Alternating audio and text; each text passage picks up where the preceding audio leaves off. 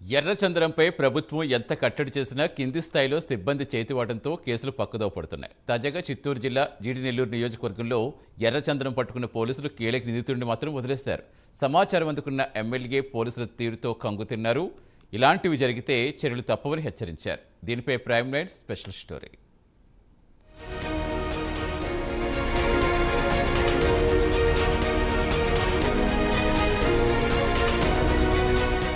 చిత్తూరు జిల్లా జీడి-నెల్లూరు నియోజకవర్గంలోని ఎస్ఆర్పురం మండలం పిల్లారికుప్పంలోని ఎక్స్ ఆర్మీ అధికారి రవికుమార్ తోట సమీపంలో ఎర్రచందనాన్ని దాచారన్న సమాచారంతో పోలీసులు దాడులు నిర్వర్తించారు. అక్కడే ఉన్న వైసీపీ నాయకుడిని కూడా అదుపులో తీసుకున్నట్టు సమాచారం.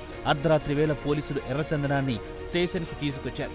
వారితో పాటు నిందితుడిని స్టేషన్కు తరలించారు. ఇక్కడి వరకు బాగానే ఉంది. ఈ విషయం తెలుసుకున్న జిల్లాకు చెందిన ఓ ఎర్రచందనం డాన్ వెంటనే రంగంలోకి దిగారు. తన అనుచరుణ్ణి విడిపించుకునేందుకు జిల్లా స్థాయి అధికారులతో మంతనాలు సాగించి బేరాలు కుదుర్చుకున్నట్లు సమాచారం. అంతే, ఇంకేముంది, నిందితుడికి రాచబాట వేసి మరీ ఇంటికి పంపించారు.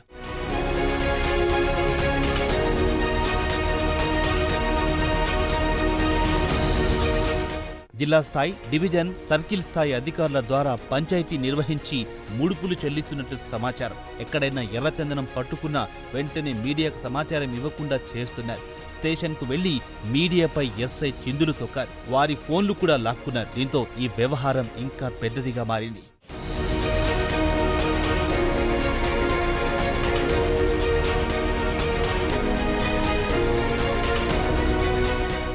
మీడియాను అడ్డుకోవడంతో ఆరా తీసిన తెదేపా శ్రేణులు ఎర్రచందనంతో పట్టుబడ్డ నిందితులను ఎలా వదిలేశారంటూ స్టేషన్ ఎదుట ఆందోళన చేపట్టారు. తమ భాగవతం బయటపడుతుందని భావించిన పోలీసులు హడావిడి చేశారు. ఎప్పుడో నీటి కుంటలో స్వాధీనం చేసుకున్న దుంగలు మామిడి తోటలో దొరికినట్లు ప్రకటన విడుదల చేశారు. 32 దుంగల విలువ ₹1 కోటి అంచనా వేశారు. 5 మందిని నిందితులుగా ప్రకటించారు.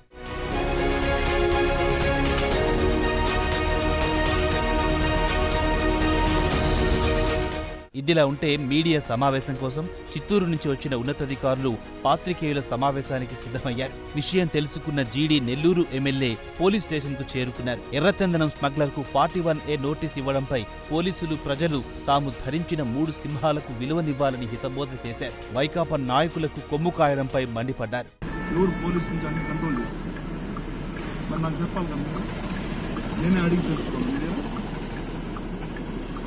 మిమ్మల్ని అడుగుతున్నానండి, ఒక ప్రజాప్రతినిధిగా 2 లక్షల మంది నన్ను ఎన్నుకున్నారు.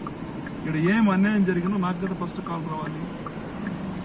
నన్ను ఎవరు ఎన్నుకోలేదా? మరి నాకెందుకు మీరు కాల్ చేయలే?